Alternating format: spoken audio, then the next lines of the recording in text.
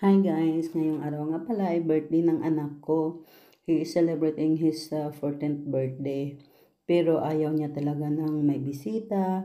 Sabi ko, imbitahin niya lang kahit dalawa niyang kaibigan. Ayaw niya rin kasi gusto daw niya ng matulog ng mahabang oras, ganun.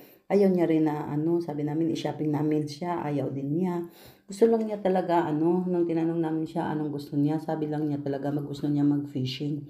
Kaya kahapon, bago ang birthday niya, lumabas lang mag-ama, mga alas 5 na, nag-fishing sila.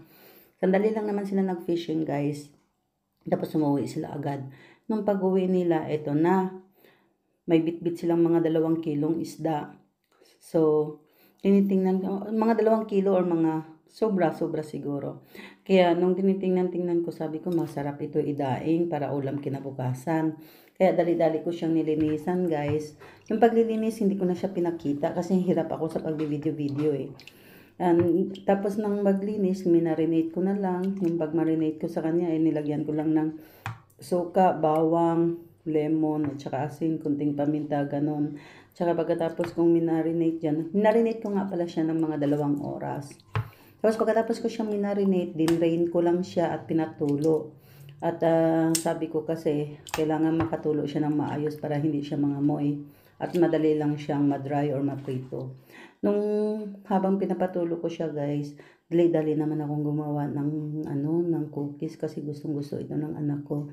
At sakto-sakto sabi ko gawa ko ng medyo malapad-lapad din na cookies kasi yun na lang din ang pagtirikan ko ng kanila kinabukasan para may ibablow siya. So ayun na nga guys, nung naluto na ang cookies, meron akong nagawa na na medyo malaki-laki. Ay iisa lang pala na malapad. So yun na kinaumagahan, yun na ang sinindihan ko. Yan, sinindihan ko yan, malapad na yan. At nilagyan ko ng kandila. Tsaka na yun ang pinanggising namin sa kanya para mag-greet kami sa kanya ng happy birthday. Kinaumagahan, so ito na talaga yung araw ng birthday niya. So pumasok kami mag-ama dyan, ginising namin siya. So, pero alam mo na, kasi 14 years old na siya, hindi na siya ganun. Happy birthday malaki na nga talaga to siya. you. Happy birthday, happy birthday. Happy birthday to you. Happy birthday, our baby. Happy 14th birthday, baby ko. So, ayun na nga guys, pagkatapos namin siyang mag-greet ng happy birthday, ay dali-dali akong nagluto ng breakfast namin. Ayan na yung isda, ayan na yung dinaing na isda. Niluto na namin para umagahan.